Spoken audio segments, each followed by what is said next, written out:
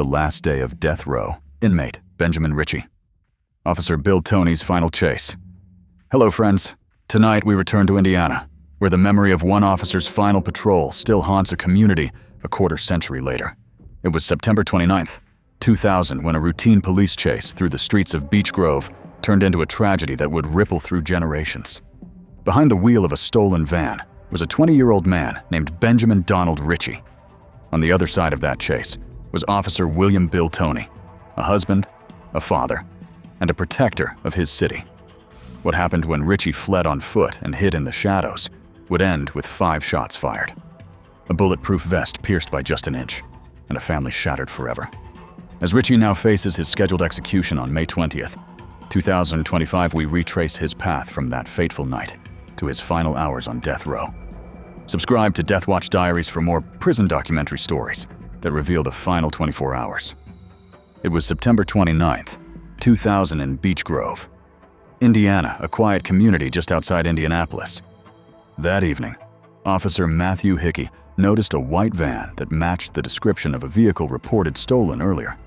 The van wasn't just stolen property, it would soon become the center of a chase that cost one officer his life. Behind the wheel was Benjamin Richie. Beside him sat Michael Greer. Both young, both reckless, neither prepared for what was about to unfold. Officer Hickey began pursuit, lights flashing through the suburban streets. Soon, 2 more officers joined Sergeant Robert Mercury and Officer William Bill Toney. Toney, just shy of his 32nd birthday, was a respected presence on the force, known for his courage and calm. On that night, he had no idea this chase would be his last. The van swerved, accelerated, and finally lost control. With a violent crash, the pursuit ended. But instead of surrendering, Richie and Greer bolted in different directions, scattering into the night. Officer Hickey sprinted after Greer and caught him quickly, but Officer Toney chased Richie, who darted through a backyard and vanished into the bushes. For a moment, there was silence, and then the ambush. From the cover of shrubs, Richie fired 5 shots with a 9mm Glock. Officer Toney wore his vest, but fate intervened cruelly. One bullet slid just an inch below the protection, slicing an artery, tearing through a lung, and embedding itself deep in his spine. He managed to return a single shot before collapsing, immobilized, his service cut short. In the chaos that followed, Richie ran. He discarded his gun and even a wig he had been carrying. Why he had it remains a bizarre detail in this grim story. He slipped through the dragnet of police and SWAT officers, making it to a friend's house where he hid overnight. But the law closed in quickly. The following morning, after a massive search, Richie was arrested. The case against him was overwhelming. Yet even then, Richie clung to denial. In jailhouse interviews, he told reporters he never pulled the trigger. Instead, he claimed he dropped his gun, and somehow it fired multiple times on its own. A story as unbelievable as it was insulting to the memory of the officer whose life had been stolen. As the trial began, the grief of Officer Toney's family filled the courtroom. His wife, Dee Dee, gave her victim impact statement, speaking of her husband's courage and the future stolen from their 2 young daughters. But Richie, rather than show remorse, laughed. He interrupted her, called her names, and sneered from the defendant's table. That cruelty etched itself into the memories of everyone present. The jury deliberated, but their decision was swift. Convicted of capital murder, Richie was sentenced to death. At just 20 years old, his fate was sealed. The courtroom fell quiet, except for the quiet weeping of a widow and the cold stare of a man who had just guaranteed his final chapter. In the years that followed, Richie appealed. His defense pointed to his age at the time of the crime, argued about intent, and leaned on technicalities.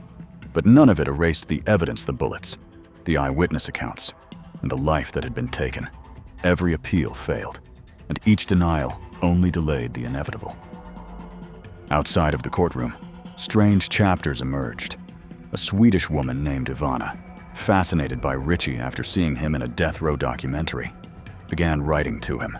Her fixation grew into visits, flights across the ocean, and what she described as a 4-year love story. But as her own life spiraled into drugs and chaos, that relationship ended. Richie remained behind bars, watched by guards, his days marked by steel doors and the passing of time. Life on Indiana's death row brought other oddities. Documentaries showed inmates with pets, a detail that surprised many. In one image, Richie was seen with a cat, a symbol of quiet companionship in a place defined by isolation. Yet those glimpses of normalcy could not erase the shadow of what he had done. For the Toney family, the years were marked not by unusual stories, but by grief. Officer Toney's daughters grew up without their father's steady hand. Jess and Emily, just 4 years old and 18 months old at the time, reached college with only fragmented memories of him. Their childhoods forever altered by one man's decision to fire from the darkness. By 2025, Richie had spent nearly a quarter of a century on death row. He is now 44 years old.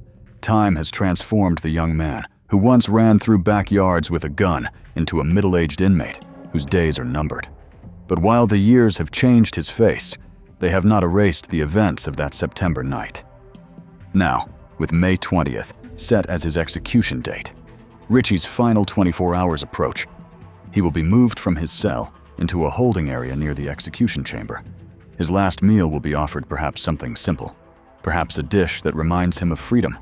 He may meet with a spiritual advisor or family members one final time. The hours will pass slowly, each step echoing closer to the end. For Officer Toney's family, the date carries a heavy weight. Execution is not a cure for grief, nor does it return a husband, a father, or a son. But in Indiana, justice comes with the solemn closing of a chapter, a recognition that the state cannot undo the past, but it can deliver on its promise to hold accountable those who take life so violently. The final walk will be short. At the appointed time, Richie will be strapped to the gurney, IV lines placed, and the witnesses will gather. On one side, the Toney family, carrying 25 years of loss. On the other, perhaps no one. Then the warden will give the signal. The chemicals will flow, and the silence will settle once more. In those moments, the contrast could not be sharper: the life of an officer who gave everything for his community, and the fate of the man who ended it with a single, devastating decision. As the clock ticks down toward May 20th, 2025, the story of Benjamin Richie closes a chapter that began on a late September night 25 years ago. The execution will not bring back Officer Bill Toney, a man remembered as a loving husband and devoted father, taken the day before his 32nd birthday. His daughters grew up with only faint memories of the man who once held their hands, and a community continues to carry the weight of his absence. For Richie, the end comes after years of appeals, interviews, and courtroom outbursts that only deepened the pain for those left behind. In the end, justice in Indiana moves forward, not with triumph, but with solemn recognition of a life lost in service. Dear friends, if this story has moved you, subscribe to Deathwatch Diaries for more prison documentary journeys into the final 24 hours on death row.